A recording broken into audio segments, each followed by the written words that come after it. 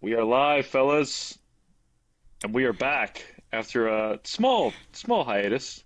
Boys, we saw we saw something that few people have ever witnessed today. The French, the very same. The French won a competitive match. The French won a conflict in white. Yeah, that's absolutely bombardingly shocking. Yeah. Here I was thinking, that's why I wore the white hat today. I thought all was going to be peaceful. I thought the game was still going to be going on, actually. They were going to be around 186 of penalty kicks because the French refused to, win or lose. France team is different. Boys, They're, have, uh, have they're y'all built to ever win. have y'all ever fat fingered a bet before? I'm not familiar with But the term. no, I would know. I mean, it depends which way, Boone. Uh, For positive gain or negative? Today's positive. We're a stick to your units podcast here. We love to gamble, but we love to gamble responsibly ish. Ish. I meant to put $100 in the French today. When Jean-Philippe Mateta came on, let me phrase this. I'm a $20 unit kind of cat. Meant to throw a little 100 banger on the French, 5 units. Just nothing crazy. Jean-Philippe Mateta comes on. I'm like, I'm gonna throw a little live bet on Jean-Philippe to score a goal because he's fun. I go and check the account just to make sure. No cash, no bankroll. I'm like, what happened? I accidentally put $1,000 on the French minus Ooh, on the French minus 1.5. Vive la Francais! Viva that's la terrifying. France! So Mbappe! my butthole was about that tight that whole last 10 minutes for the French game because I had minus 1.5. DK doesn't let you Oh, minus one it. wow. Yeah. So you had a very good late afternoon then. Enough of one to take a nap for. Holy crap! Vive la France, Charlie. You said it. This French team, like, we came into this tournament with Argentina ranked number one. I think France number 2 or 3, and Spain the other one. France is by far the best team in this tournament. Am I crazy? Like from No. top to bottom, goalkeeper included, bench players, like pieces off the pine. This France team is so different. Yeah, I mean, I couldn't agree more. I think, there's been some incredible attacks throughout time. I think of like that 2002 Brazil team with Ronaldinho and R9. I think of maybe some of those The Dutch teams the in the the original. 80s, but What does R9 stand for? What's the R in R9? Ronaldo, the Ronaldo original minus Ronaldo. 9. Uh, Ronaldo minus 9. He's like 9 times worse. the, And he was a good player. He's a hell of a player, Evan. Yeah. Hell of a player. What could have been? Kind of like to me the yeah. Well, anyway, I think you look at some of those teams throughout history. I think this French attack is probably the best we've seen of all time in terms of just talent and like the way they go forward, the way they're just like so interchangeable between all the positions they play. I think if you put it up against any team in the past, like they would just run circles around them. And I didn't say the best team of all time, but I really do think this attack is it's just different. And I think they're the mentality of like if we're gonna concede goals, we're definitely gonna score more than you. Wait, I gotta be confused here because Evan said R9 was Ronaldo is 9 times worse than other, but R9 has 2 World Cups. I must Listen, be Oh, was he? my Yeah, internet he was must in 90, my internet must be 98, messed right? my internet must be messed up because this Ronaldo could definitely not have 2 World Cups if he's 9 times worse Oh yeah, he won the than Golden Boot that than year. than that Un- that other guy y'all talk about all the time. Boone, unfortunately, what happened is in the great world of, and listen, I was lucky enough today to get Black Flag resynced. I'm pirating all of the Seven Seas. Fantastic game for those referencing. When the Portuguese conquered Brazil, they accidentally brought over Ah, the majority of their better soccer genes and left spilled them them. across the population. However, the best genes were left ashore. They forgot one. They forgot one there. I get it. Yeah, Okay. so they left a guy in Portugal, and he's been forced to fend for himself. Listen, Portugal has a lot of great soccer talent, but it's not the A and the S tier talent that Brazil got during the conquests back in the day. He makes great points. So, although Cristiano Ronaldo was the best player in the world, the best player of all time, unfortunately, his country, being the great country that they are and the kind country that they are, donated, maybe by accident, maybe on purpose, we'll never know. I don't speak Portuguese, I can't go read their textbooks. To the great country of Brazil, and that's why Brazil is actually better at soccer. And unfortunately, Cristiano is forced to try to win World Cups by himself with subpar talent compared to the rest of the world around him. So, just again, out of curiosity, let's just run through this Portugal squad. Nuno, let's start with the back. Nuno Mendes, best left back in the world, for Charlie Walker 2 days ago. PSG, got it. Okay, no, got it. Listen, these are Charlie's opinions. I don't think that I never said this Portugal team was very good. I said it was a Cristiano heavy team that was going to rely on him a lot to score. And unfortunately, the coach didn't put him in positions to be successsul. I've already forgot his name. So you got me there. Roberto Martinez is the biggest dickhead in all of international and club. You've got me there. And unfortunately, for whatever reasons, team didn't just fall in line behind Ronaldo and let him coach, which is what I would have recommended if I had been in that circle. Just ignore what the coach is saying, follow Cristiano, and everything's going to work out. Unfortunately, they went with the coach. There was a little bit too much of discombobulation there. They weren't as united as you see those early Brazilian teams from the 2002, 1998 era.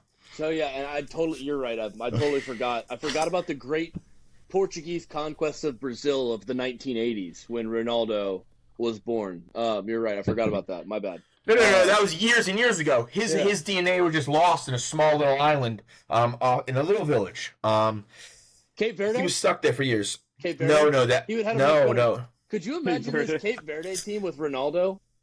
World Cup champions, Maybe. most likely. Maybe Because that's a team that plays for their country. This Portugal team, apart from Cristiano, was playing for themselves, and that was clear and evident on the pitch each and every day. So we can go ahead and get into. So much has happened. I almost forgot about Cape Verde for a second. Yeah, same. They almost beat the GOAT, but they didn't.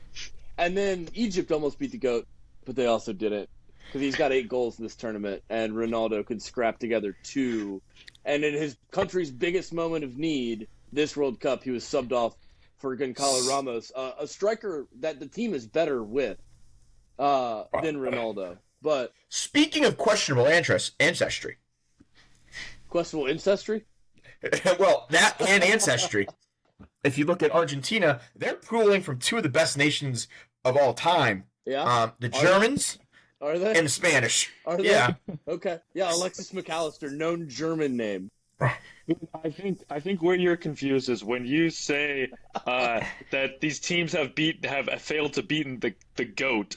I believe you need to also put Gianni Infantino after the GOAT when you're talking about Argentina. Take that hat off because and put your tinfoil hat back on. Because Ronaldo was gifted a goal, or gifted a fucking advancement from the Croatia game. That goal was scored that was not offside. You know it. I know it. Evan might need to understand it better. But don't give me that bullshit. Don't you dare give Hey, look. Charlie, you know way too much about... If the Croatia guy asked the ref, does my hair count if I touch it? Which it does. No, it doesn't. Then you know that he touched it. Read the FIFA rulebook, Charlie. Hair is not an extension of the body. There's a whole clause about it. Read a book.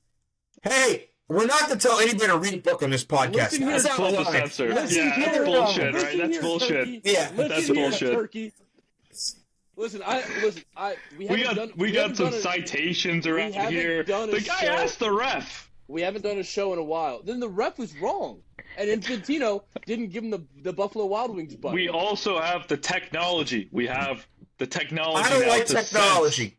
Let the refs blow it.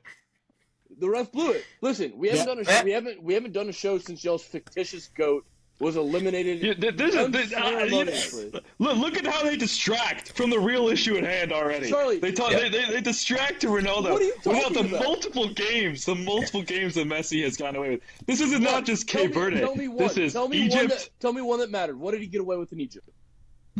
Okay, you want me to go through the bring it full on. list right Give now? me the fucking bibliography, Charlie. All right, let's MLA not even. format. That's right. Let's not even start with the knockout rounds, which were completely atrociously refereed, mind you. Just for Argentina, for sure. Let's not even start there. Let's go back to the group stage where your so-called GOAT raked the Achilles of a player, Red and card. it Red was card. not even 100%. looked at.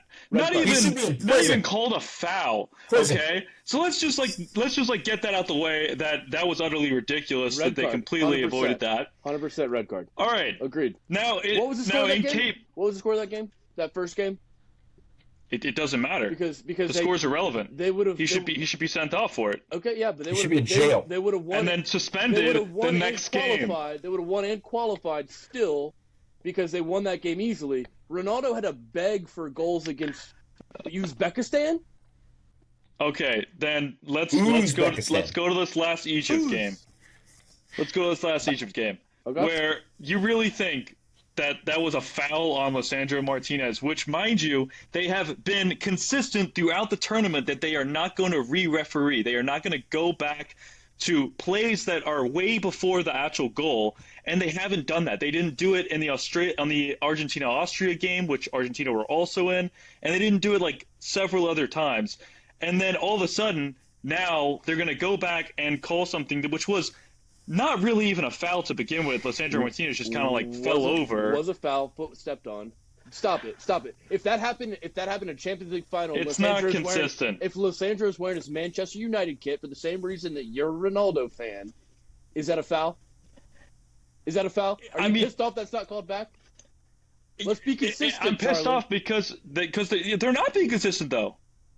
They haven't done that all tournament. Okay, fine. In your circumstance, I agree. The refs have been spotty. There's been really good and really bad. Nothing in between. I agree. But Argentina goes down 2 goals, whether it's then or whether it's if Argentina goes down 2 goals there, they're not going down 3 goals. You don't know that because that would have been 3. You also don't know what the score could have been 5-2 if you gave them the extra 20 minutes of game time. They clearly showed they only needed 10 to come back from 2 goals. I just think when you look across the board, and there is a very, very, very deep board of material, mind you, it's very clear that like there is, and it's not even just the footage. It's the president himself saying after the Cape Verde game, "I was suffering for Argentina," which is just a crazy thing to say as like a president of an organization, like to favor one team or the other. And it's just like the connections between FIFA and Argentina, which are actually formally being investigated now by the FBI. The FBI, the FBI, Yes. the FIFA Bureau of Investigation. God. The American, The FBI is American-based investigating the FBI Argentina gives national a- team That's the craziest thing I've ever heard you say. The for American FBI, money embezzlement, the for FBI does wire not give fraud, a fuck about for World Cup, Charlie. You know better. Well, than they clearly do. they care about clearly criminals. do. They care about criminals, though. They care about criminals, and that's why they're investigating. My Speaking bad. of- I Let's make forgot. a transition here. I forgot. Hold on. Trump no, called in a favor. I'm not transition. I forgot. Johnny Infantino is the only ever corrupt FIFA president. My bad. Forgot about that. FIFA presidents have never been corrupt ever before. It's FIFA as well. That's my point, Boone. It's entrenched in the organization Yeah, to support Argentina. It's not just one yeah, person. okay. All right, it's the referees. It's the deep influence that they have to make sure that they get their man in the final. They did it in Qatar, and they're doing it right now before our eyes on U.S. soil. They did it in Qatar. To be fair, Qatar, one of the most corrupt countries in the world, I feel like. I don't know if that's true. We can go back to that as well. The Messi handball, the phantom penalty in the final on Dembele. There are dozens of these examples where Argentina has been favored, and they do it because they know that Messi's going to bring them good ratings. They know that there's going to be more monetary. Ronaldo has no fans. He doesn't. All of his kids are poor, sick children who he's helping save. Thank you, Evan. You know, they're not able to get to a Thank TV. They're busy getting treatment. This must have been how you felt, Evan, when I kept holding on to Peyton Manning, the best quarterback. This must have been how you felt. Like, I just kind of want to give you a pat on the back and say, "Aw." Well, here's the thing. At least then you knew football, and like the worst part I was so disappointing was I knew you were giving it your best, and that's the disappointing part. At least I don't know soccer. Listen, no, this is all great. This is all great, Charlie. The guy you've got on your back just said, "I don't know soccer." This is the guy you have on your team. Listen, all I can tell you is this: Ronaldo, significantly better player in FIFA. That's just a fact. He plays a lot better in the video game, a lot more fun to use, better player overall, in my opinion. That's what you got to base your stuff off of. This is my hat tip from the outfield, Evan. I'm finally glad you told the truth once. Charlie, this is all just because you're a Man United fan. Let's call it what it is. This has nothing. Man United isn't even in my brain right now. I am fully bought in on the World Cup, and you know why, Boone? Do you want to know why? No, I'm talking about the Ronaldo piece. That's why you're Ronaldo goated because you're a United fan. That's why. No, it actually. That's no, why. Here's He is the best player in the world. Here's the thing. Why are you lying? It's not even out of. Well. Keep in mind, the people who talk about Ronaldo today started watching and how bad he is started watching soccer fucking 5 years ago. Disagree. So the people that talk about how the Ronaldo that we're talking about is completely different than the one that they think they know. No, the Ronaldo you're talking about are people much like myself that hate the speed guy, the YouTube guy. That's the casuals that hate Ronaldo. That's because the worst. Speed is that's the fucking worst. annoying. No, we don't. Yeah, that's. And to be fair, I like. We're not associated with him. I think Ronaldo is closely the second best player of all time, and there's not a close third. But my goat's still playing. Landon Donovan. Fair. I had not considered Landon Donovan. Best USA player of all time, especially after. Disagree with that as well. Especially after this week. Disagree with that as well. How is it not Tim Howard? Clint Dempsey? Tim Howard. By far. Tim Howard was. Well, I mean, was great. Let's get to the USA. Let's not have some contention. I don't know if he's the GOAT USA Pulisic, player, though. I don't want him on the roster. Off. I'm done. Soft. See you later. Soft. I'm okay with that, Evan, honestly. We have a lot of talent on left wing. We have a lot of talent. Bearhalter was better. Bearhalter was better than he lost the ball 11 times in one half. What did Pulisic do apart from like 10 minutes of nice passing and dribbling? That's all he did all World Cup against Paraguay. Pulisic in the first half against Paraguay was unbelievable. Never after that. 80 minutes of the first half. But yes, I think he's just not the guy. He doesn't want to be the face, we kind of try to make him Captain America, and he's just never really been that guy. No, we were talking about it in the office actually today. Pulisic was just first. He was just playing in Europe first. That's it. And he wouldn't even like Donovan, Dempsey, Howard, like these guys played in the Prem. Pulisic was just first in this generation. I think he's at best the fourth best player on this U.S. team. I'm gonna here's a hot take here. Balogun should not have played in that game. I agree. Oh, that's not a hot take at all. It completely destroyed it was just too much. Yeah, it was just too much going on. It's whiteboard material. You can't have that. Yeah, that was the problem. I agree. And then, as a non-soccer knower, listen, I don't think we actually were that outmatched in that game from what everyone says. Listen, I don't really know technicalities, whatever. But for mine, they weren't ready to play. They couldn't dribble, they couldn't pass. Every time the ball came to them, like in previous games, I know they handled the ball wrong. Their first touch was a lot better. In other games, this game was bouncing off 5 feet every time it touched somebody. Passes were just not crisp. They were forced. Yeah. They weren't playing together. The team, just nothing was good. Even the defense was just lackadaisical. They were asleep at the wheel all game. And then we're not even going to get into the Matt Freese thing. He's lucky we don't live in Colombia. That's just what I'm going to say on that one. Yeah, the two Freezes. I think you nailed it, Evan. Yeah. I mean, after seeing those first group stage couple performances, I was telling people USA honestly looks like a very, very, very so much top 10 team. Not even fringe, just very much so in the top 10. They looked solid as hell. And that performance was unrecognizable. Yeah. And I've seen a lot of people who this is kind of their first World Cup, or that they really bought into the USA team this year, and they're just absolutely dumbfounded that a team could even show up like that. And it just goes to show if you don't have the right mentality going into a game like that, which I do think the Balogun thing kind of impacted, right? Like Yeah. it must have, because there's no other explanation.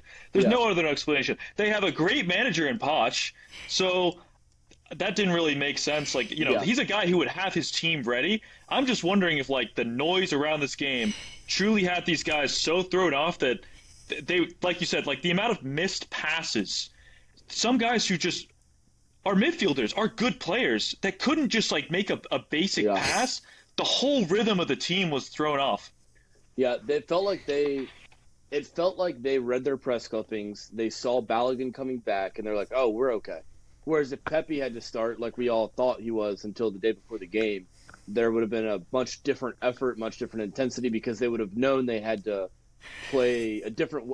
It just felt like they thought that this was a formality of the game. And it was. Go ahead. It would have been us. It would have been us against the world mentality instead of everyone's on our side. Like it's us. We're gonna. It was the world. Yeah, it's like we're fucked. It literally flipped it because I Yep. listening to a lot of like the podcasts of people abroad, like they were honestly rooting for the U.S. Seeing like they were playing good football, like they know that they're not looking at the U.S. like, oh shit, this is a team that truly is gonna like beat everybody. They're almost like rooting for them in kind of like an underdog way. And I feel like the Balogun thing Cape Verde flipped the whole script. It was like, wait a second, you just made up some Ronaldo rule to let this guy play. Made up what rule? All right. But also the politics. Well, that's what they called it, the Ronaldo rule, because it was. Shocker. Huh, that's so good. But I think that we can get into that. We can actually get into like how that rule was founded though as a sidebar if you want. Yeah. Rule. But I do think it flipped the script because like all the people abroad basically flipped, and we're now like no, fuck this. This is not okay. Beat them. Yeah, and listen, Belgium won. Good for them. Congrats.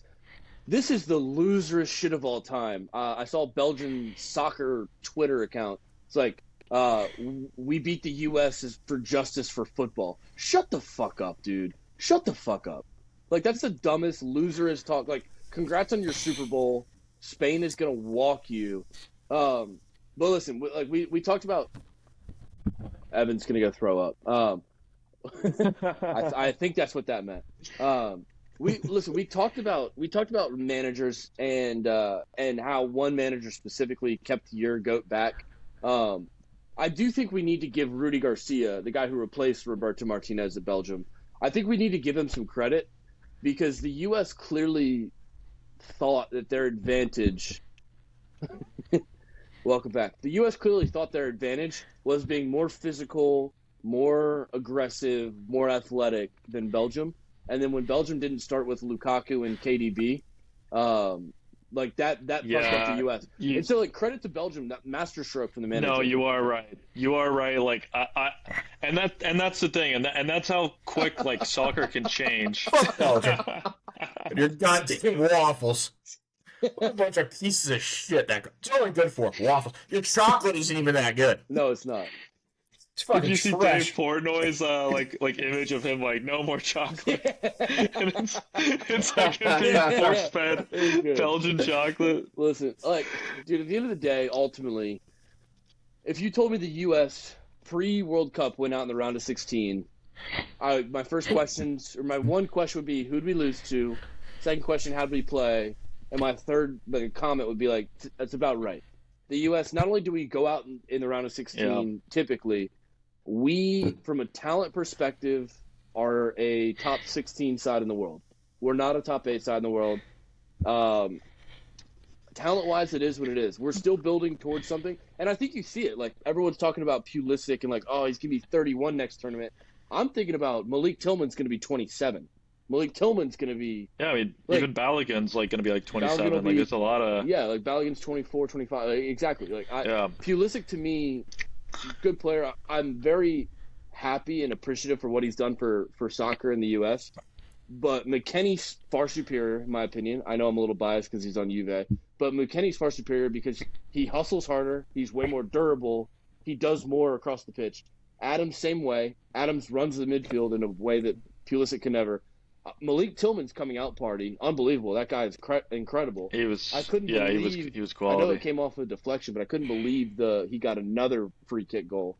I thought Berhalter showed a lot of passion. Berhalter, Beerhalter is He almost had was one. far superior to Pulisic the entire tournament. Well, and he played with fucking intensity. That he was getting the guys around. Right. Yeah, he was Starting playing best was a ball. Like, it mistake. mattered to him. It mattered to him. The knee in the front mattered a lot more to him. When the midfield in some form or shape consisted of McKennie, Adams, Tillman, and Beerhalter, and I know Beerhalter played on the wing a lot, but when those four together played, the intensity level was so much more, and the defense was so much better than whatever we had with Pulisic out there. Yeah, I mean, the attack did not look good at all going forward, but I also do want to point out, and I hate to do this because the guy's like 37, he's not playing at a high level right now. Is it 30? 39. But he just had one of the worst center back performances I've ever seen. I think I've ever seen in a knockout World Cup. I mean, you could honestly trace all those first three goals back to him. The first one just out of position, not expecting the cross. Granted, you've got to cut that off and not let that through, but I just feel like he switched off there. At the same time, though, Freeman and there was two defenders guarding the cross that still gets through. Yeah, I mean, fair. Then that was maybe the fringe one that could have been. He just could have done a little better on. I'm thinking of the second one. The two defenders guarding the cross on the second one. Yes. Oh, that was absolutely his fault. No, it wasn't. It was his fault. You have got to be better there. You have got to be way better there as a center back. I agree. With a guy on your back. I agree, but there's two defenders guarding the cross. The cross should never come in. That's what I'm saying. Yeah, but it's still on his fault. It's still on him to make a defensive play. You're telling me I think a modern day center back needs to deal with that, or if not, heading it as a clearance and winning the header, throwing your guy off a little bit to where he's not just absolutely draped over you, putting that in an easy corner. That was such an easy header for him. No, I agree. And look, you're not going to hear any defense from Ream, really, for me. But one sounds like I'm getting some. I put more blame other places. That's fine. Ream gets but blamed. he still has blame. Okay. All right. Yeah, for sure. Ream plays dog shit. Absolute, unequivocal dog shit. If Chris Richards is in those situations where Ream is. I mean, the third one was the worst. The third one. Granted, Freeze should get rid of that, but he should absolutely be stopping that goal. That was a literal pass straight to him. He should, but again, you can't blame him. That's on Freeze. That's on Freeze. It's on Freeze, but you still have the chance to look at it. If you look at the ref cam of that, I hear you. Ream is backing up, and it is very easy to just stick it was the most unathletic play I've seen all World Cup. But you've got to just stop that. You know what's easier? The keeper booting that into fucking Kansas City. I agree, but yes. I'm sorry. I know you're a keeper, but you got to give your keeper one major fuck up for the tournament. You got to give him one error to where No. You did not do that big of a fuck up. It's nuclear galactic fuck up. Charlie, Chernobyl. You can deal with that though. Charlie, it's shot straight at you. You got to deal with it. No, I hear you, but Charlie, you've played. You got to deal with that. You're there to clear it. You've played soccer long enough. At what point has a keeper ever been instructed to chest the ball down with imminent pressure in your fucking grill? I look. You're not understanding. I'm agreeing that it was an atrocious error from Freeze. We all know that. You've got to give in a span of 5 to 6, 7 games, a keeper's gonna he's gonna do some stupid shit. You saw in the Champions League semifinal, Manuel Neuer just passes it straight to Goulet. You have world-class keepers who are gonna make a mistake. If you have the opportunity to get your keeper out of jail, you've got to be better. I hear you, but where's the fixing of the mistake when Freeze could have came out for the second goal and punched it away? Freeze made one quality save this whole tournament, and it was the first shot in the game against Belgium. I don't know if he's punching that second. I mean, that was kind of glanced across goal. I think that's just your center back's got to deal with it. I could have made that save. He hit it from the 6, Charlie. The header was on the 6. Honestly, both of them were just shit, to be honest, and shouldn't be on a World Cup team. And the problem you're telling me you can't find a better guy to pair with Richards. I just don't. Yeah. I don't believe that. I will say, we were talking earlier about best players on the team. We didn't mention this guy, but Chris Richards is probably our best player. He was great. He almost had a real mess up. This whole tournament. But he was good. Who's that? Way? What's his name? Weah. Yeah, Timothy Weah. He didn't really get much of a chance. Yeah, he was. You know who also? Offside. I don't want to hear about this guy, by the way, anymore until he actually does Please something tell me. of Uh, any validity. Reyna, I don't oh, Gio Reyna, like every single World Cup and it's like this guy comes out as this like wonder kid. The guy's 23. He had a whole second half where he was just invisible and didn't really create anything. I thought the team looked better in the second half though with him, like the tactics. But that's to Poch. Agreed, but I mean that's also just down to Dest having a awful first half Dude, and not really affecting the game in any way. Serginho Dest is the best player the U.S. has ever had. If you don't take passing into account, like He looked awful. He has no left foot. He can take any player off the dribble, but the second he's like, "I'm going to pass this," it's a fast break goal the other way. I thought that was It's a huge unbelievable. mistake. It's unbelievable. But honestly, if you want to be critical and fair against Ream, yeah, both those goals come from his side. And you're playing a right back, already a right wing. You'd expect him to have some good defense and prevent those crosses from coming in. So that whole right side was a disaster, honestly. Yeah. And Pulisic isn't doing anything on the other side. We know that. So that whole first half was just only going to go one way. Yeah, and then you finally get the goal to tie it, and you just like dick in hand fold. That was just, and the commentators nailed it. You're the most susceptible right after you've scored, and Belgium just wasted no time. And I feel like Ream was just caught off guard, not ready for that. Yeah, and again, like the frustrating part is like the people that just started watching soccer, and I get why those people are frustrated, because you can see De Ketelara's got two hands on the back, pushing down, jumping, using his leverage. That looks and feels like a foul. It's just not, unfortunately. Yeah, he's already going up Tim for Ream it. has played enough soccer to know that's not a foul. Yeah, and that's what I mean, Boone. Like, by the center back has to deal with that because he's getting such an early jump. He needs to be touched tight to that guy to not allow him to get a jump on him, and then he sees he's already going. He's just caught like a dead fish and just gets beat. I agree. The only thing I'm saying about Tim Ream, 100% dreadful game. I'm excited for him to no longer be on the team, but you can't have Dest and I don't know if it was Freeman or if it was the other outside back. I think it was it doesn't matter. But you can't double team Trossard on the touchline and then have him float a ball through a double team to. Granted, Trossard had a great game. Trossard did, and I've talked a lot of shit about Trossard. Because I think he's not Arsenal level, but well, hey, we got a few more games to talk about. One of them I actually went to. Shit, I left mine downstairs. I've got my England Panama. Yeah, Chuck, let's go from one sad story to one happy story. For your sake. Well, Norway? Story that has always ended in sadness. Oh yeah. But I mean, well, I don't know. What do you guys think about this game? Like, without trolling, so on Saturday. What I think without trolling, if you take before the freeze fuck up, and the U.S. was down 2-1, and we were scrapping to try to get back in the game, I thought we never looked dangerous. By completely the opposite, Mexico looked dangerous the entire time trying to catch that goal back. People have been saying that, but they were also a man up. So, like, England was only going to do one thing and just clear the ball and take the pressure. So I think they looked like they were trying, but they were also just dominating us. Every ball went forward. Every ball the U.S. was trying to do was like, oh, we can't get an easy pass. Let's turn it back. Let's turn it around. Yeah. I mean, the effort in the second half was just never going to be enough. This is not in any way a disparagement to the city of Seattle or the fans that were at that game, because I think in this country, Seattle is the place I would pick 1-1 overall for a U.S. home soccer game. Evan, I know you're looking at me like Seattle has just adopted soccer in the U.S. faster than anyone else, and they've been a long time the biggest soccer city in the U.S. If you change those two home field environments, Seattle versus Mexico City, the Azteca was on fire in a way that Seattle could never. The Azteca looked like a college football atmosphere. Good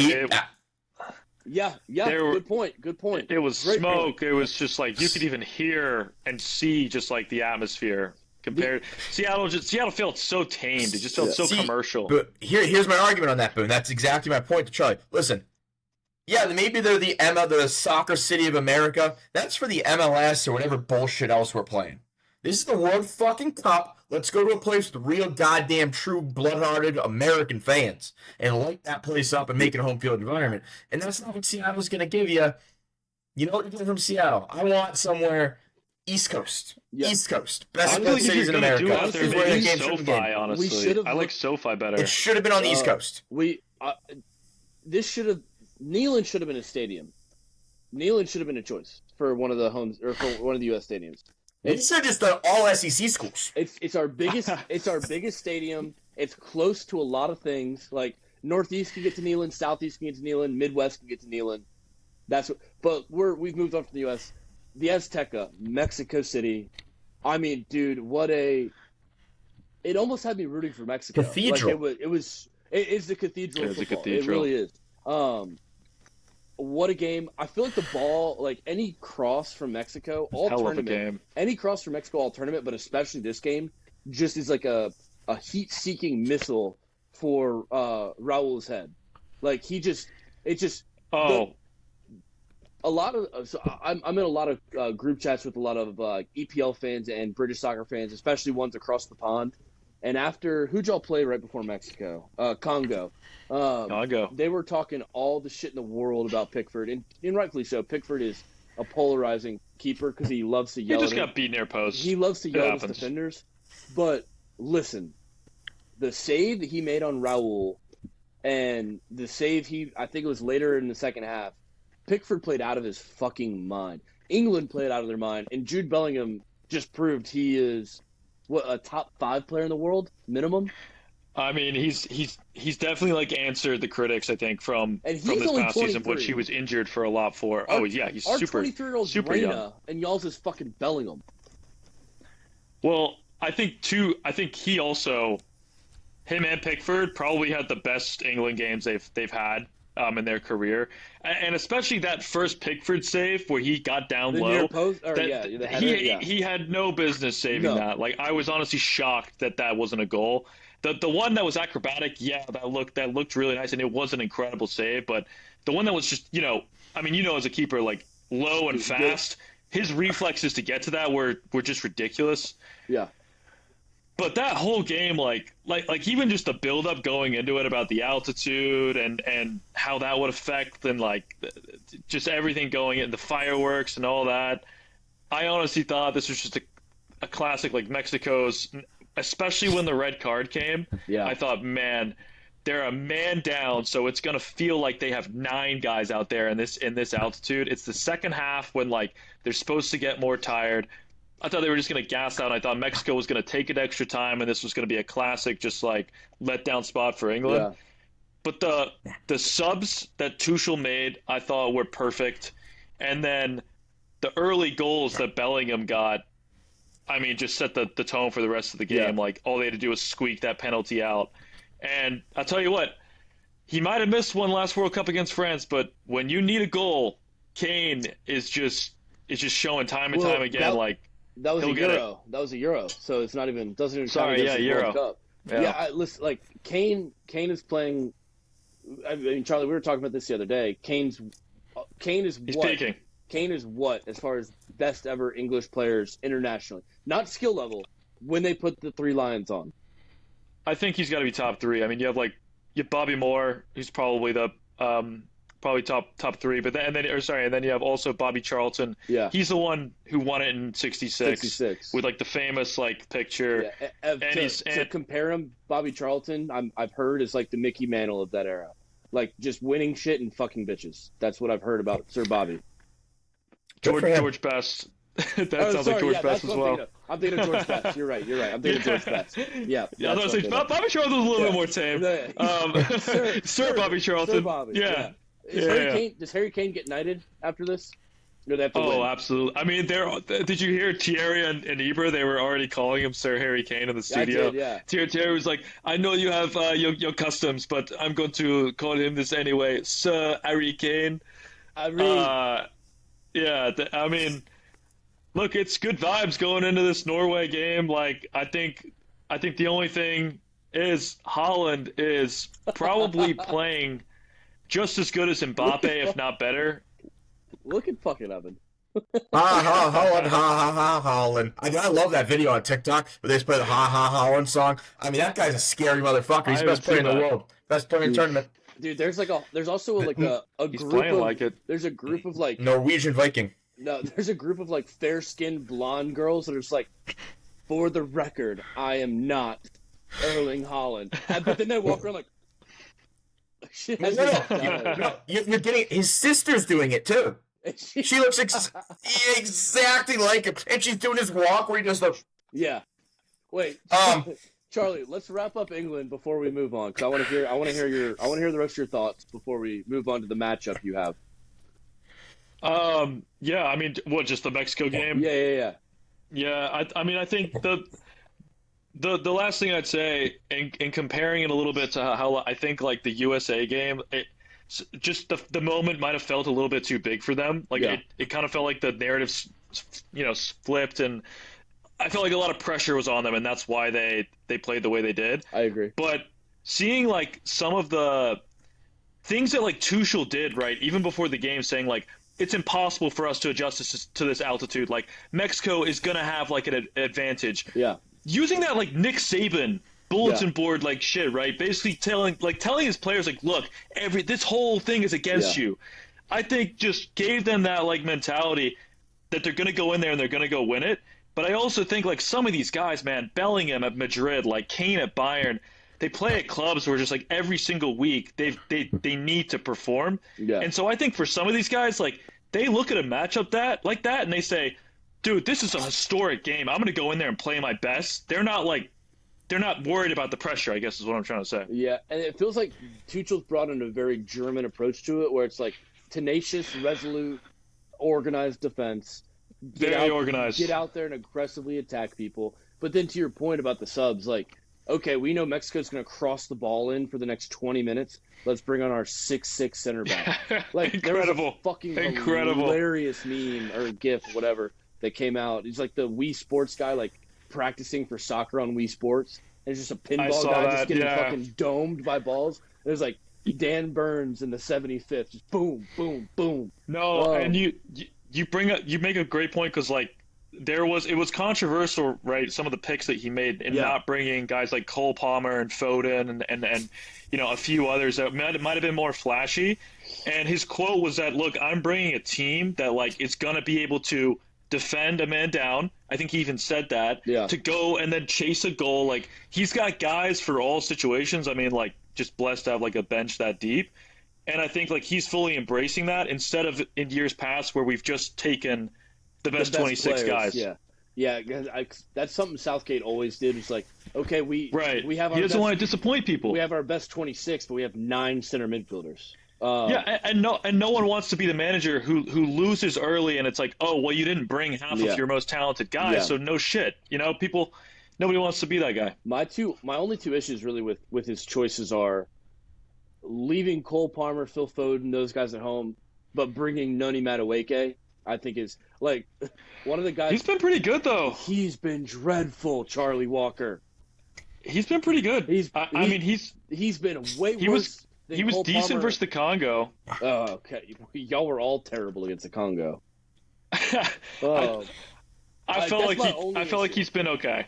He's been fine, but like I would much rather have brought on Cole Palmer. I think if you're gonna be critical, I feel like the mistake was at right back and not bringing Trent and bringing Reece James, who's got hurt, and then having Kwanzaa, who's not a real right back. He's a center back, and that's why he got sent off. That was a center back's tackle going out wide. That's why he got that red card. He also probably didn't expect to lose Tino Livramento like game 1. You know what I mean? Like Tino was backup for Reece. Yeah, he's a left back, I thought. Is he? I just know. I think so. But regardless, or maybe even a center back. But then, like again, like your call up, regardless, your call up to replace Livramento is Chalobah. Like that's some of the stuff that like blows me away. And don't. Like, I hear you. I mean, they've been so resolute. But speaking of memes on the complete opposite side, and we'll get into your opponent here. This one killed me. It was some random guy. I wish I could remember the guy's name so I can give him credit. But he goes, "This World Cup's been awesome, but I fear I've just uncovered the worst case scenario for all of us." And it's essentially that all these U.S. fans that have just gotten into soccer because this World Cup's here are all becoming Holland fans, and now we're gonna have a whole generation of Man City fans. That sucks. Yeah, I mean That that sucks. could definitely. Well, it sucks because like Holland is so likable and he's so He's marketable, so funny. and it's just like it's the perfect mix. And what a lot of people don't realize about Holland is like one, his dad was famous and literally played for City, Yeah, and he got He his was career ended by Roy okay. Keane. he said it was But famous. He well, didn't say it was great. He said it was Fair. famous. just Okay, fair. people know that his dad played soccer Yeah. pretty much. But I didn't know this until like this year. His mom was like a Track star or something. literal Yeah. like basically the best like decathlon or what just athlete like Places who won a that gold medal. Norway right that Norway has like ever seen. Yeah. So he says like, look, my dad was an athlete. He played soccer, sure, but like I get my freak Viking Yeah. like crazy genetics from really my mom, who was like the strongest woman like of all Norwegian Yeah. time, like by the sounds of it. So I think that's kind of fascinating. Like I feel like I learned something new about him most Yeah. years. He also him discovering social media here, and like deciding Snapchat is his weapon of choice. Have you seen his funniest? It's probably the funniest meme or social media content clip I've seen all year. He just doesn't give a fuck He's too. answering He's like, questions on Snapchat, and somebody was like, "Are you a boy or a girl?" And he pulls his hair down, and he I saw goes, that. "He goes, well, me mom's 100% girl, me dad's 100% guy, so I guess I'm mixed." I don't know why It's that like shit me for he's just a fucking- weirdo. He like cooks his own meals. He's What's like the- a very he interesting guy. loves herring. That's not just Norway in general. He likes raw milk, which is listen, raw milk's good. It's a little a little thick. You know Yeah, what I'm saying? yeah. On that note though, Charlie, how bad does it hurt that he could theoretically be on this England team?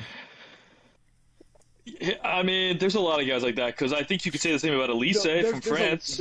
No, Elise was born in France. I mean, there's a lot of guys, but there's not a top 5 player in the world. Yeah, that's what I that's like- think yes, I Evan, think you're right. it's like no, that's fair. Although Elise freaking not far off these days. No, Elise is the- French though. He's French born. No, but he like He could have played. he very much so could have been English. Like I think he was basically choosing Okay. between the two, and he chose France. But to me, like Musiala, Holland, that's the other one. Holland has said like yeah, like I'm also British, but he's always seen himself always as been Norwegian. Norway. Yeah, he has. like he's always been Yeah. like, dude, I'm gonna play. And you know what? Respect, because I think there's a lot of other guys who are kind of like ring chased a little bit and could be on generational teams. Yamal, but Where is he from? see, he's from Morocco, dude. Yamal? He's a Morocco What? fan. There's literally a clip of him last World Cup when he's like 15 celebrating when Morocco beat Spain. And granted, like he says, he went to join Spain because it was better for his career, and like I do get that. He's from But Spain though. He's born in I Spain. just think it's so Oh, cool his that dad? Okay. he sees himself as like I'm telling you, he's like loyal to Morocco No, more I than his- Spain. both Like of his he parents sees are like Moroccan. culturally, and yeah, exactly. So I had no I think idea. he's just like he's been in Spain, so he could choose between the two. But whereas Holland, I think like so much respect with what he's doing with that Norway team. Like I don't really know how they beat Brazil. I feel like Brazil had so many good chances to put them away. So yeah, it is kind of scary, but I will say that Norwegian defense is very gettable. It's very gettable. Interesting. Yamal's mom is from Equatorial Guinea and his dad's from Morocco. Yeah, he's Moroccan. He shouldn't even be playing for Spain. What a freaking sellout. Well, he- Scumbag. He was born in Spain. So there's that. Well, was it a cool story? Cool story like Maligan. No, Listen, Yeah, I wrote a he- thank you note. I wrote a his- thank you note to American Airlines. I his- did. I punched it in. His I didn't mom- send it. His mom is from Equatorial Guinea, but she grew up in Spain. All right. You know what? Listen, I don't think you can root for Morocco though. No, No I more agree. kebabs. Well, it doesn't matter because Morocco is no longer in the World Cup, but we'll get to them. Let's talk that Norway game, Norway Brazil, Charlie, because you brought it up. I thought this was unnecessary, but Ancelotti came out and said in defense of Bruno Guimaraes taking that penalty, that not only was Vinicius not even Vinicius is not even their top 5 penalty takers. That's what Ancelotti said after the game. What? He said Vinicius would not take a penalty for us unless it was a PK shootout. Look, I had to look it up myself because I didn't know that Bruno Guimaraes actually takes penalties. It just turns out he's like the second pen taker for Newcastle. Cool. Just have anyone else take it who's not going to do a dumbass run up to like literally do a hop skip. Yeah. And then like that was so telegraphed by the keeper on that penalty. I don't know what you're doing there. How is Vinny not a top 5 penalty taker? He takes them all the time for Real Madrid, and I feel like makes them pretty frequently, or at least would do better than Bruno. That miss just absolutely killed them. Like they score there, I think they have easily advanced. And it's a fine save from the keeper. It's fine, but like it ain't that hard. Like he puts it like there's not much difference between his miss, Messi's miss, and Mbappe's miss. They were all barely to the left of the keeper. There's been some bad penalties this World Cup, and we can honestly touch on that. But this Brazil team, I think, honestly was kind of a letdown. I actually do think they had a good squad. Massive letdown. I agree. And Gabriel, and like people talked about the midfield, but I mean it wasn't bad. Like Casemiro held his own, and Bruno's a good player. And great, I thought. Yeah, and like Vinny is, in this kind of setting, like talent is what matters a lot, and I feel like he was toasting people. I honestly think that Ancelotti kind of killed them a little bit in this campaign. I feel like he kind of brought like a vibes team. I don't think he had any business playing Neymar. Like when he came on, there wasn't really like anyone to play it to. There wasn't really like a forward. It just felt like things were disconnected. And like I get it, like it's Neymar, but the guy hasn't even been playing competitively hardly in Brazil. Neymar looks bad. It just like there was no reason for it, and it felt like they were just forcing things through him at the last 30 minutes, and that's what happens though. That's what happens when you don't attack. And they didn't. That was the complaint from like Brazilians, is they didn't play their traditional Brazilian way of trying to like keep the ball and have possession and actually samba this and samba that. But they dug in. They played defensively. Norway had their chances, and when you have a guy like Haaland, he only needs a few touches. He only needs a few chances, and you put the ball up there. He's 6'5", 200-something pounds. Gabriel just looked like a little boy. And you know what? It was similar to that Ream chance where Gabriel he switched off for 1 second, and all of a sudden Haaland's all over him. And Norway go up, and then you got to chase the game. And again, Haaland just needs one little chance. He just needs one little window, and he bangs that second one. Yeah, and it's game. You're not coming back after that. This team to me felt I feel bad for Rafinha. It felt like they needed Rafinha. Like Ryan was fine.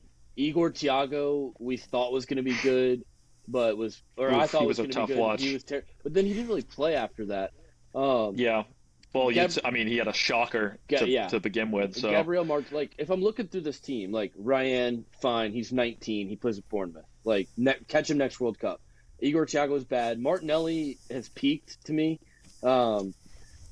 Rafinha got hurt. Neymar old. Martinelli did have the goal though against Japan. You got to give him that. No, he did. But he's peaked to me. Like he's not.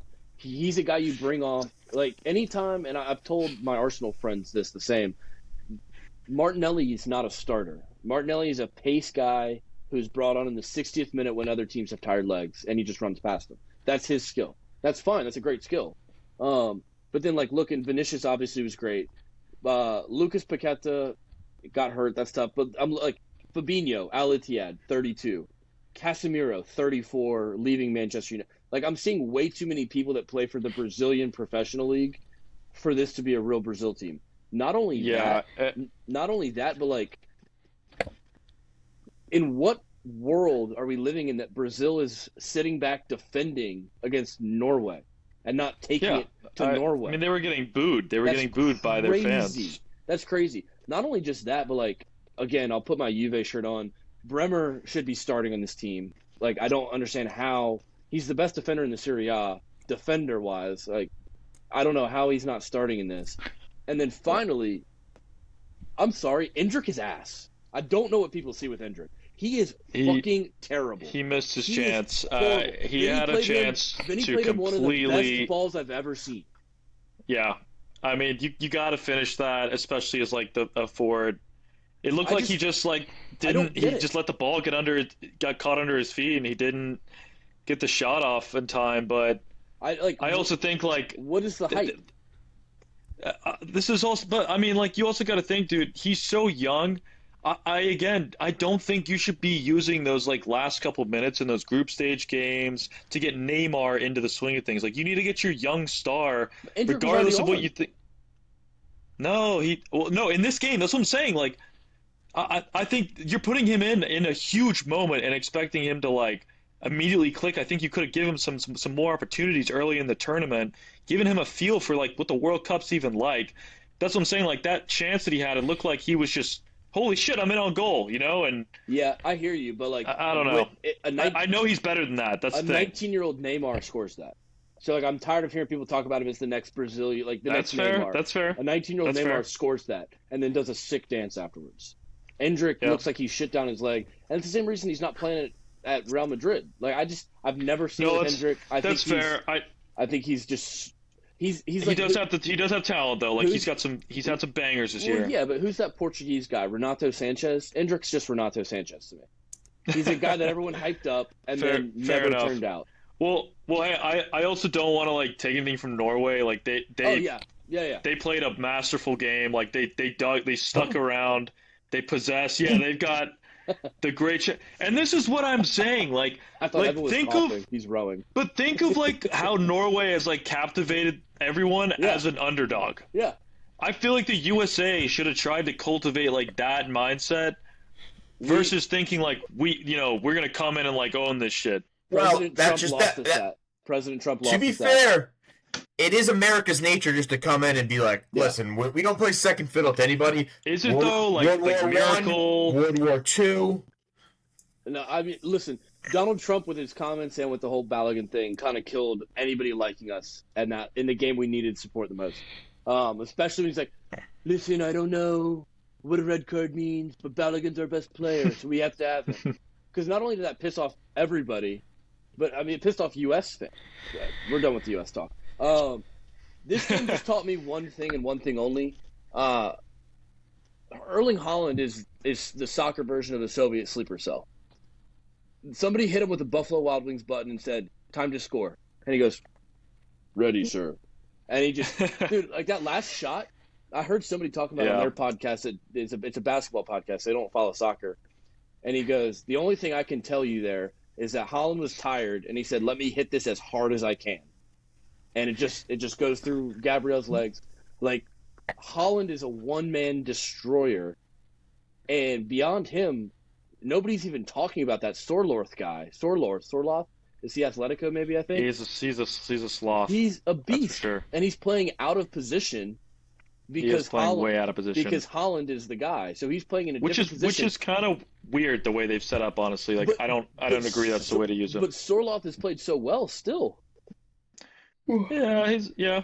I mean, for being out he's of been position good. on the world stage, like he's played really well. I think it's down. I think a lot of Holland's success is down to that Berg guy in the midfield. Bergvall or who Berg I mean, he had a something. great season Yeah. at Bodo Glint. Like he's why they beat Inter Milan and all some of those teams. But hey, look, I just realized like we got to shift gears because that Colombia Switzerland game, we got to talk about that. All right, before we talk about that, let me just give my last flowers. I just remembered this. Let me give my last flowers to Nyland, the Norway keeper. Penalty save, a couple other unbelievable saves. He's the only guy on the squad that was alive the last time Norway was in a World Cup. So Wow. shout out to that guy. But yeah, we can shift on to the game that broke my heart just about as close as the U.S. game. Not actually, but Colombia, dude. This was honestly like You said it for some perfectly. reason In the group chat, you said it perfectly. This is the most frustrating game of the World Cup. yeah, like and it's frustrating because I feel like the better team didn't win and now the better team is not facing Argentina. I agree. Mainly, but it just felt like I mean, I watched all the Colombia games the whole World Cup and the team that showed up just like they played well, but they just didn't feel like as feisty at times or just as deadly. And the amount of chances they had to just like connect that final pass or Yeah. just like put one away all throughout extra time. And granted, like, hey, Switzerland played well as well. They probably should have had one or two here or there. Like that Xhaka chance at the end was really, a really good chance. The But one the ref deflected basically, or like got in the way of. oh, did he? Yeah. Oh, yeah, he did kind of. Yeah, he was like standing beside him. Xhaka had to wait for the ref to get out of the way to take the shot. The shot. But I do think like Colombia could have gone far, and Switzerland Yeah. just caught him on a bad day. But again, so what was that penalty? The guy who missed the penalty. Which one? Colombia missed two. First Were and they second. both saved? No, neither were on frame. No. I don't think. No, the first one was Yeah. not on frame. Davison Sanchez was not on frame, but Sanchez, he blasted the into the post. crossbar. Which I like. Yeah. We've joked about it in our group chat, and I've joked about it on Twitter. Never let a center back take a PK. That one hurt my It's soul been awful. for Sanchez and Akanji for that matter, or Kanji, whatever. Because they both played. Conji's was so bad. The Akanji's was horrible. At least Sanchez hit pipe, but like they both played such good games, and that's how it's remembered. Like that sucks. But again, you got to make your PK. It's like making a free throw. Charlie, I want to go back to something you just said. Switzerland caught Colombia on a bad day. And looking at some of these Colombia games, that's just kind of what they've been, you know? Like they were crying out for, what was it? Rio de Janeiro, James Rodriguez, to connect that final pass. He was good. He was good this tournament. Yeah, and then fake Luis Suarez, Colombian Luis Suarez, is the worst striker I think I've ever seen. He's been awful. I mean, the amount of times Luis Diaz like got him in either into good spots or gave him good service, and he just didn't finish it off. The game felt like one of those games where if it goes to penalties, you just know Switzerland is winning. I agree. You just know. But yeah, frustrating one. We'll see what that Argentina-Switzerland game looks like. Like, We already know the result of that one. One way or another, Argentina's going to win. Fucking FIFA. Yeah, who am I? Were you What am I just talking about? was I the only one echoing, or was that? I heard Evan say "fuck Argentina" twice. I only said it once. Meant it twice. The second one was directly at you. That's fine. We do have to give credit for David Zakaria, who plays center midfield. He's a central midfielder and was put it right back for Switzerland and absolutely had Luis Diaz in his pocket all night. The defense for both these teams played good. Unbelievable. Akanji was incredible. Yeah. Zakaria was Sanchez incredible. was great. And the Yerry Mina lookalike, Lukumi, on Colombia, I thought he looked just like Yerry Mina the whole game. But Lukumi was incredible. Sanchez was incredible. This was just a boring game where both teams just needed like Colombia needed 2014 James Rodriguez and Switzerland needed a goal. Switzerland needed Shaqiri.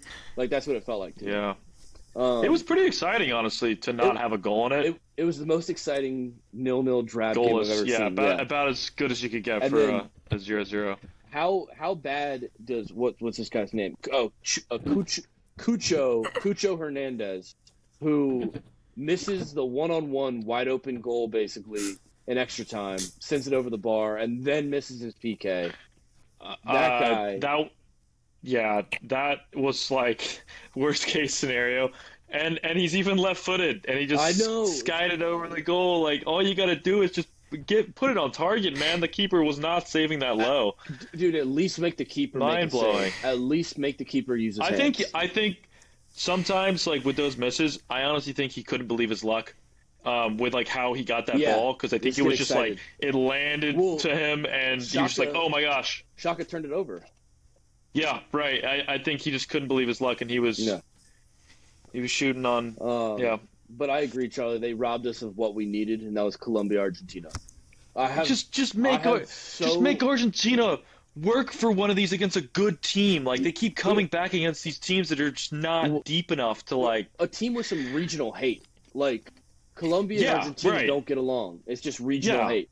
And now, like, looking at these next games, obviously we had France Morocco, like an hour ago at this point. But like looking at these games, Argentina Switzerland interests me about none, except for it being the World Cup. Like that, I have zero interest in that game. Whereas Argentina Colombia would have been epic. Would have been an epic matchup. Right.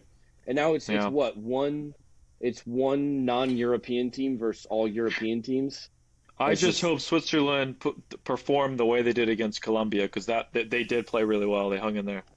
yeah. I mean, that said, but if they beat Argentina, I'm going to hate them forever because if we get robbed now after getting robbed of Morocco, or excuse me, after getting robbed of Ronaldo, Messi, do we then get robbed of Argentina, Colombia? If I now get robbed of Argentina, England, I'm going to be furious because Yeah. I want that game to carry not just a World Cup final. I want a I want a Falkland Islands battle. The winner of that game gets the Falklands. Should we preview these games then? I mean, we got Spain, Yeah. Belgium, Norway, England. We Yeah. just touched on Argentina, Portugal, Switzerland. Spain was boring. France, Paraguay was boring. Yeah, we can move on. Although Okay. I will. Do y'all want to talk? All jokes aside, all shade, all shit talk, all that. I'm Team Messi. I'm a Messi guy. It did hurt my soul a little bit to see Ronaldo's last game for Portugal with the cross and everything. That sucked. Yeah, That did suck.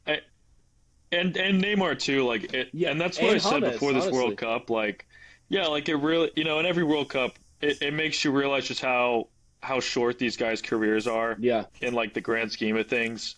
I mean, apart from Ronaldo, right, who's played like 20 years, but seeing Ronaldo retire, like I said this earlier. I just hope like people, because when you get to this age, it's even the same like in other sports, right? Like we're seeing it kind of now with LeBron.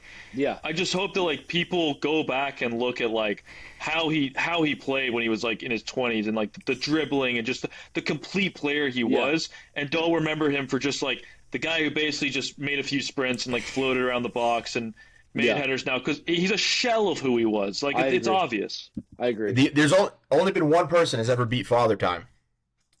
Thomas Edward Patrick Brady. Only person ever. Yeah, Who might have been only better when he person. retired than when he came in the league.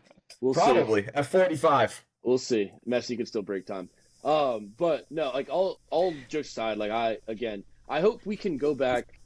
I've talked my shit, but I still think Ronaldo is an unbelievable player. I hope this next generation cannot have such Twitter brain and like we have to be on one side or the other brain and really appreciate what Ronaldo was for football and like how many people he got into this game.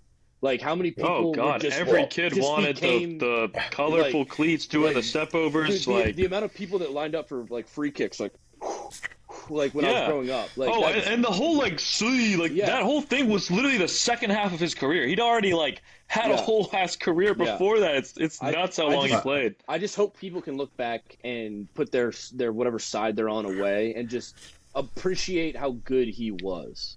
I think they will once both players are retired. Yeah. Okay. Because then It has to be. it's kind of just like the debate, and Yeah. then that's what it is. I do have to say, I hate when people don't pick a fucking side in an argument. I agree. You can pick a side. I agree. But as long as you give the other side its colors, is Yeah.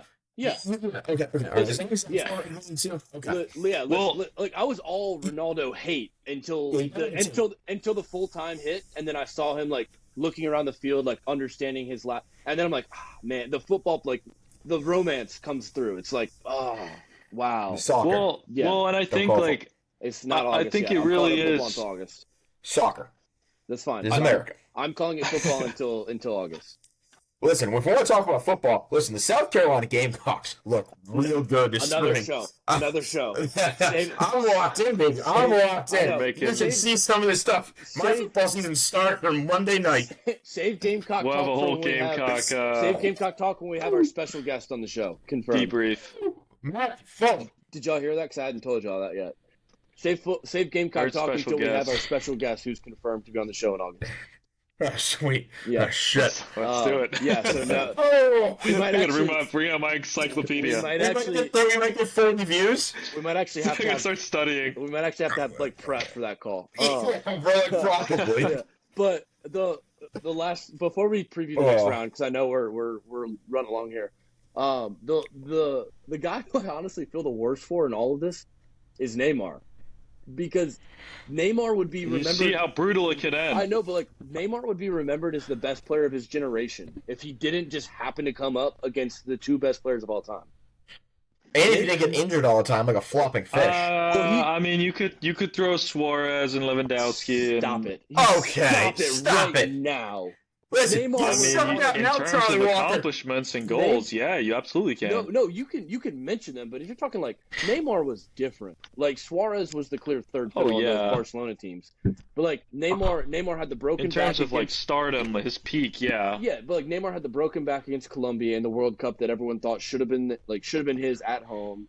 And It then was the knee injury in Saudi that the did knee him in. injury in Saudi. But like Neymar was unbelievable, and when the casuals look back years later and be like, well, he didn't His win any, ceiling for sure. well, Yeah. they're like, he didn't win any Ballon d'Ors. It's like, okay, well, look at who was winning them.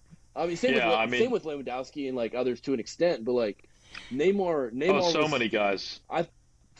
this is just my opinion, but for his generation, Neymar was by far and away the third best player in the world for 90%. Yeah, of it. no, I agree with that. I guess I'm saying like even guys like Benzema Better who had like Bale. a freak year here and there, or Bale who had like a freak year, who might have even won like 2 Ballon d'Ors, right? Yeah. It was just irrelevant because Yeah. to your point, like Ronaldo and Messi just won it every I mean, single year. So yeah. even if you had like your peak, it doesn't matter. Well, you know, Gareth Bale's better than Neymar.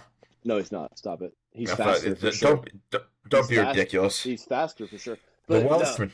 Charlie, you know who's actually, now that I'm thinking about it, this guy was world class for years, and history is going to forget him. Eden Hazard is going to be forgotten to history. I don't Who? think the streets will never forget Eden Hazard, dude. The streets might not. People know Hazard, The streets, man. Like but, yeah, exactly. Evan. Eden Hazard. I know who Watch Eden his Hazard highlights. is. The streets will remember Wilf Zaha. The streets don't forget anybody. But, like, I mean, Eden Hazard was like maybe that fourth guy for a number of those years. He just never was as good as the other yeah. three. I mean, it does go to show like some of these guys falling off at like 30 years old. And I mean, Hazard was even one of them, right? Like he went to Madrid and then just got fat. completely, Too much yeah, paella. he blew up. So I mean, it's crazy how you see both of them last this long. And I do think I will say if there's the one thing I will say about Messi is like his longevity is, to me, proving to be a little bit better than Ronaldo's. I don't know if that's just injuries, wear and tear on the body, or just the fact that he's played in the MLS now It's easier for to like watch MLS almost 2 than years, Saudi and League. he's That's why. yeah, it's easier to watch. And I think he's prepared himself for this tournament better. Like he's used to these conditions now. Yeah. I mean, they played in Miami for God's sake. Like he knows how to play in this type of an environment. So Yeah. Isn't think Saudi that might Arabia help hot him. as shit? I don't think that's what he meant, but I thought Oh. that at first too. it's just like it's the fields, like the The infrastructure, like even just the climate is the exact same. Like I think it's just Well, I think it's helped him. This is something that's silly but often forgotten. Messi's probably slept in his own bed this tournament at some point. Yeah, like it's know what I mean? exactly. He lives in Miami. He's prep. Like, And like you look at the Argentina team and how they pivoted from like years of being disappointment to, hey, let's just basically create an entire environment centered around one guy and build a whole team that just like supports him, and hey, it's working out perfectly fine for them. Whereas I truly don't think they did that for Ronaldo. Like Roberto Martinez ass doesn't know how to build a team, doesn't know terrible. how to He's build a team around one guy, let alone like 3 world-class midfielders. And you compare those two with what Scaloni's done at Argentina, it's incomparable. And so, Well, yeah, Messi's going to take advantage of that. Of course he is. I think to your point earlier, Chuck, Scaloni knows that he doesn't know shit, and he lets Messi run that team. Whereas Right. Roberto Martinez thinks he still is a world-class manager. On that note, let's preview the games. Yeah. Yeah. So we already saw France Morocco. Again, I thought Morocco's been a good team. It just shows how much better France is. I No personally, Saibari. yeah, Saibari was tough for them for Best sure. player. I personally think after this tournament, I have one best player in the world, and he's the best player in the world by far, and it's Michael Elise. I know he didn't have the game that he's had all tournament today, but he just makes things happen in that midfield.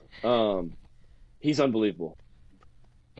I think he's definitely been incredible. Like the crazy thing about this French team, like you could argue, especially with how Yamal's been, like, to me, a bit of a disappointment. I mean, like, granted, he's coming back from a bad hamstring injury. You could argue that the best 3 players in the world are on this French attack. Yeah. Yeah. Like you can actually make that as a feasible argument with now Elise, like seeing how he's played in the. We knew Dembele was obviously the Ballon d'Or winner. We know Mbappe's been it before, and like in this tournament, he's just shown like how raw he can Yeah. be. Elise, to your point, has been serving all of them on a platter He and has just dicing 5 guys here and there. He looks like he he's has 5 floating assists. past players. Yeah, I agree. Like I think Mbappe's better personally. I think he's got Well, more I'm a little bit tongue in of a cheek here. deadly. I'm a little bit tongue in cheek here because I'm doing the pardon my take thing where I've got a future on Elise Golden Ball. But I mean, He's a couple more. yeah, he's just. But then, like outside of those three, you can start either Doué or Barcola, whoever looks better that way. I mean, that's the thing. Like then you got Doué and Barcola. Like that's why I say And- it's the best And attack then we've ever you seen. You can bring 'Cause Shirky off the bench. it's all three of those guys walk into any other team. Yeah. Like it's silly Yeah. the options that they have. Yeah, you've got 2 PSG wingers and a Man City player. Like and then like you've got Saliba, Upamecano in the back. Like honestly, their worst player is probably Mignon. Yeah, or one of those center mids who actually they've been great. So I mean, who's the other center mid after Rabiot and Elisa? It's Kone and Kone. Rabiot, and Kone. they Yeah. actually looks really good. Like I think they understand their job is to just tackle and then pass the Yeah. ball to one of your 4 stars Yeah. and let them do the rest. So Evan, what are you unwrapping? Piece of tape. Okay, can you stop that? You guys have been rambling about this French team for too long and suck a dick. let's talk about it was again a little game for me. All let's right. talk about Spain, Belgium. Yeah, Evan, why don't you start us off? What's your preview for Spain, Belgium? I know Belgium's how gonna- much you love the Belgians. Listen, I have nothing against the Belgians except for beating the U.S. on their own soil. Their waffles are absolute sheet unless you're actually in Brussels. Belgium walks the table with the Spain team. The Spain team's garbage. They play with no character. Wow. Paella is a bullshit dish. And listen, I have no faith in this Spanish team. This Spanish team is going to lose 3-0. The USA Wow. would have walked over them. 3-0 goal prediction. Wow. Boone, what's your say? This is going to be a dreadful, boring, unwatchable game. It's going to finish 1-1 or 1-0.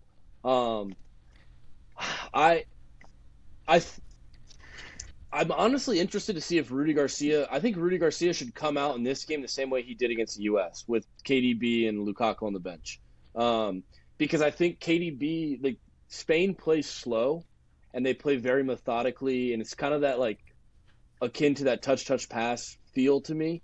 And it's like we just play the ball around unless we're playing it out to Mbappe, and then or not Mbappe, excuse me, Lamine Yamal, and then he takes somebody on one-on-one.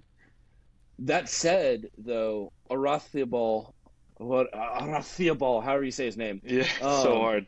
Azerbaijan. he's one of those players that I don't rate at all, and he just pops up with goals. He's like the clinical, boring, like how is this guy still scoring goals type guy for me. I think Spain win. I hope Spain win because I'd rather watch Spain-France than Belgium-France. But to The Evan's two point, pussies. yeah, sure.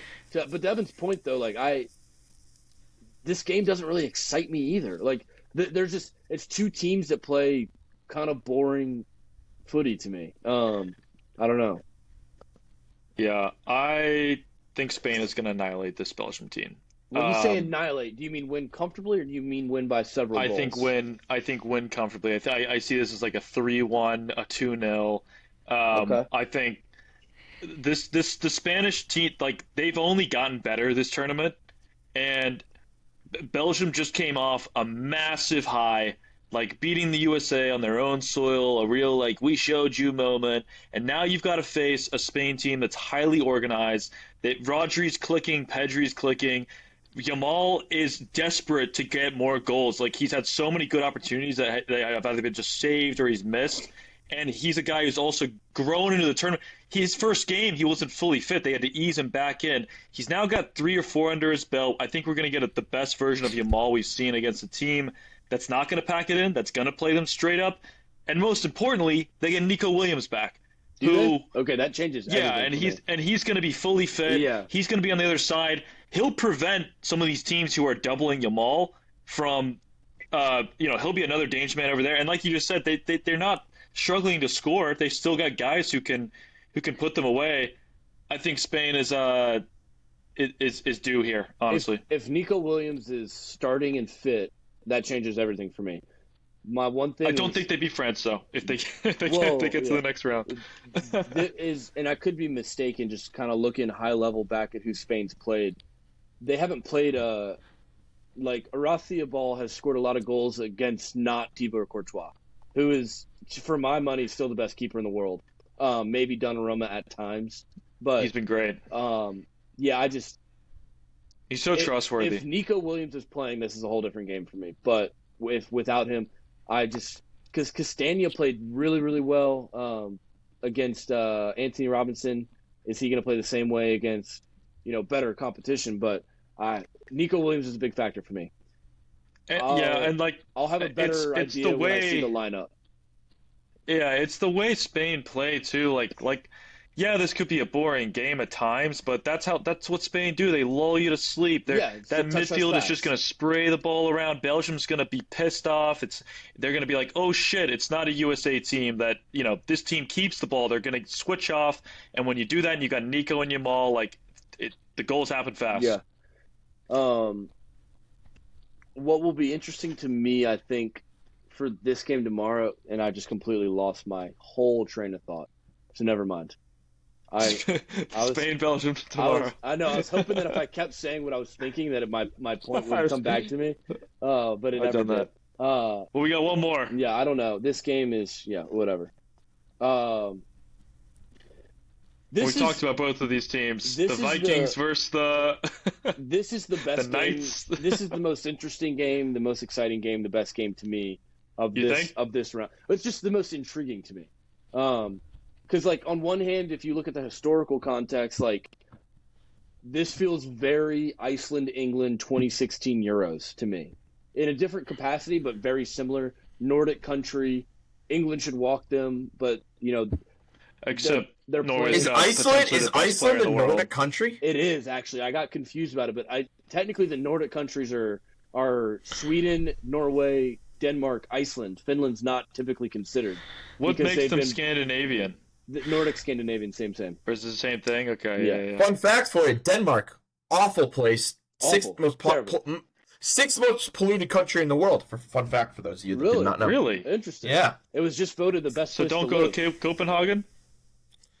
Yeah. Well, if you want to pollute the world, sure, go to Denmark. It was Listen, voted- I'm not going to give you a hard time. It was voted happiest city in the world.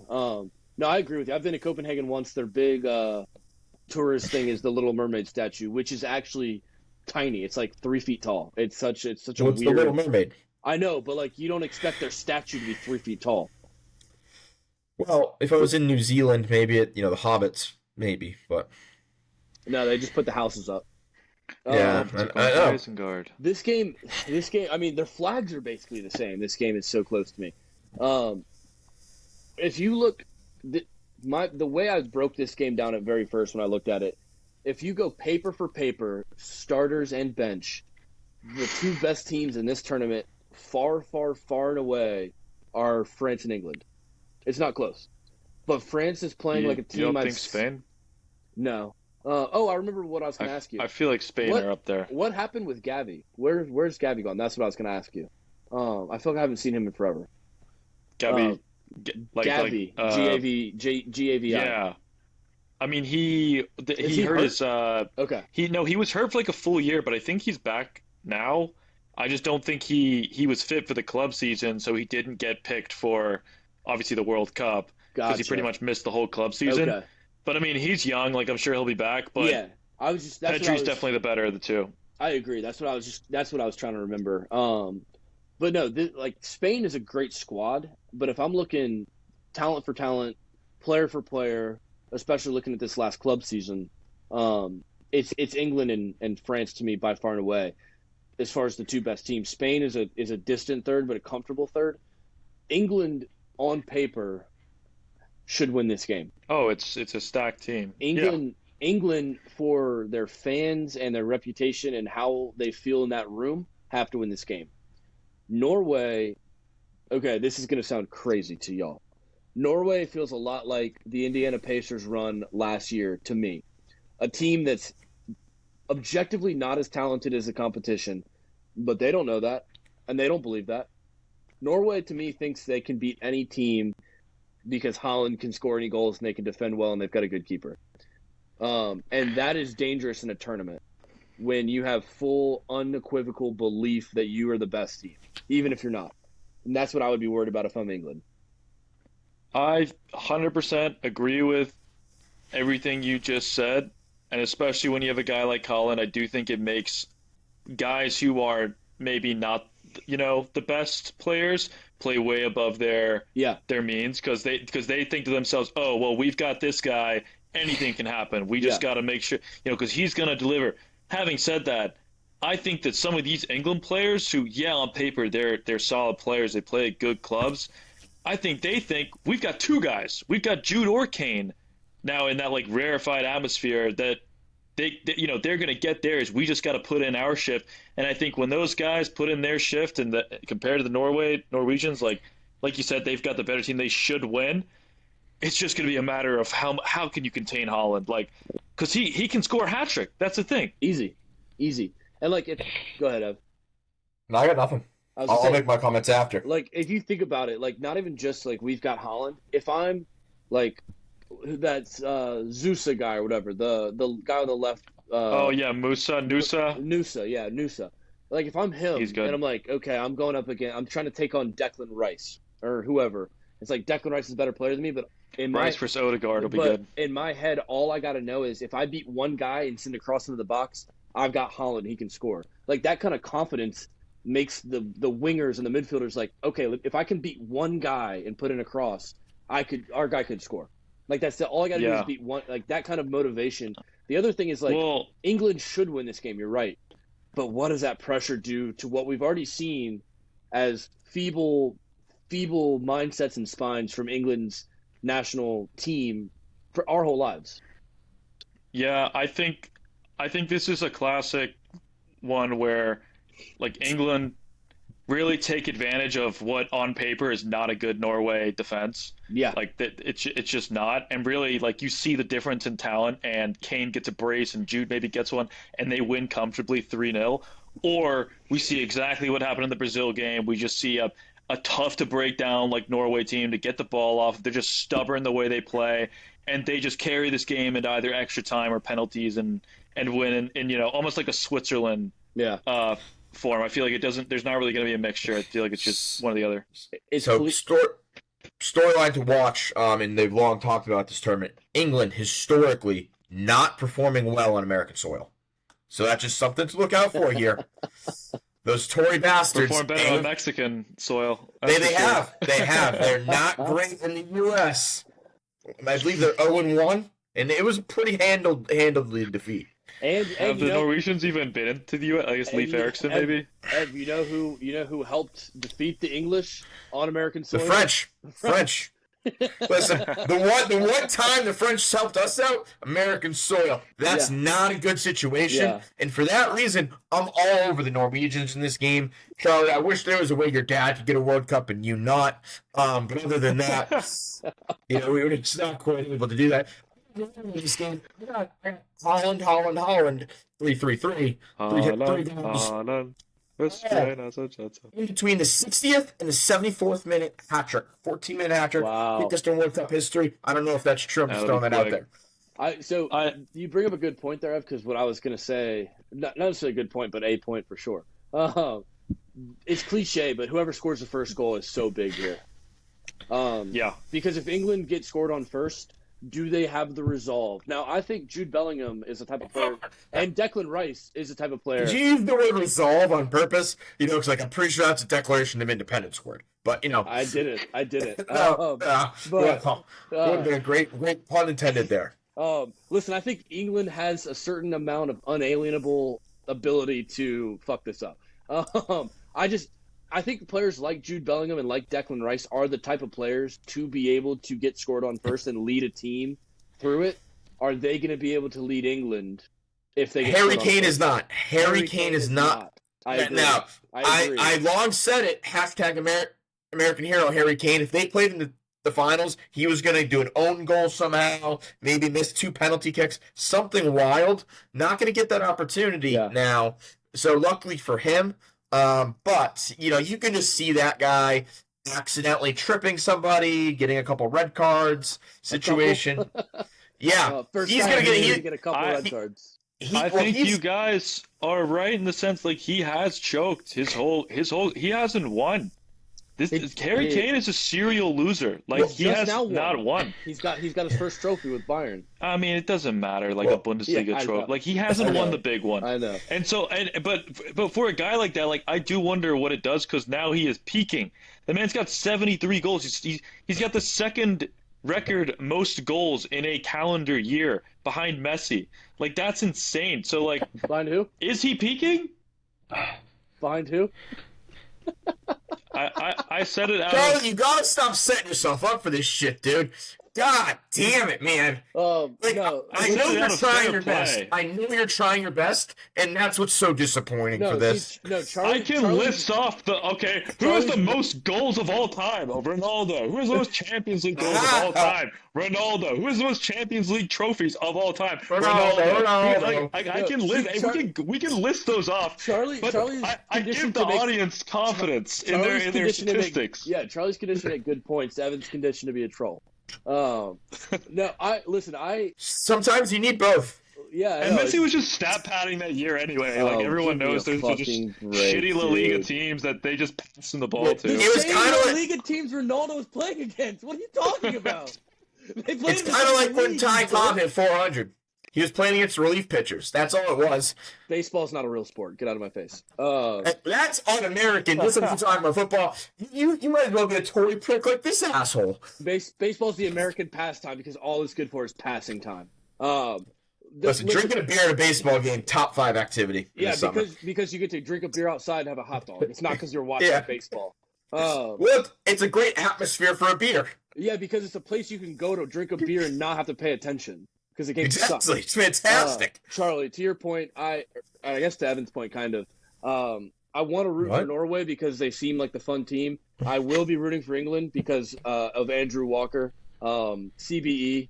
But I'm more so the romantic in me for sports want to see. How could you not want England Argentina? How could you not want that much? I got a serious question. I want England France. That's what I want. Charlie, honestly, aside, I am hoping you can get a World Cup at some point in your life. I don't really want it on American soil. That bond. Yeah, that's the one thing I don't want England to win here. They might try invading and take back the 13 colonies. There's 50 of them now. We got to be careful. Just keep your eyes peeled. Question for you though. Evan, it's almost like a coming home though. If England ever tried that, we would turn that island into Atlantis so fucking fast. Dude, nobody can get him Atlantis. It's gone. It's gone. Was it the Mariana Trench? Yeah.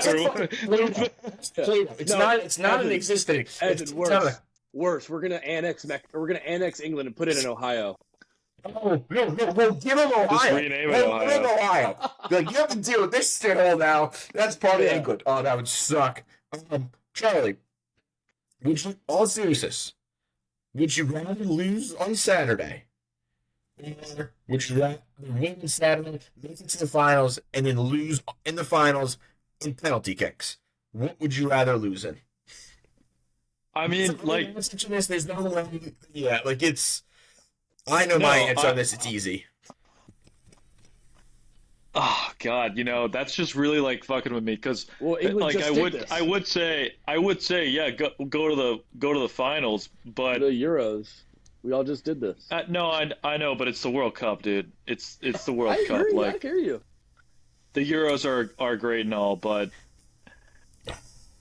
I mean, on one hand, like I think like if they lose to Norway, it's just like what could have been like with this squad, like genuinely, you should have gone to at least the final, and like I would be super disappointed in the team, yeah, for sure. But to lose a World Cup in penalties, I don't wish that on my. See, that's my point. And then you're never recovering from that. You like the team players. It's just so it's like we said last pod, like it's so scarce that like it's a whole ass different team the next World Cup. Like you just don't, you're Yeah. just not guaranteed to. You look at Spain, you look at Italy, dude. Like you're not guaranteed any of this shit. So like to get to the finals is you gotta win. You gotta win. Unless you're France, like you'll get back. You gotta win though. I don't think you can handle it. Like the final, like to lose like that. Here's the reason why you can't, and it's not because of being a loser mentality. It's a strategic attitude. Because if you get to the finals and you lose in penalty kicks, that's detrimental to the whole country on a whole nother level.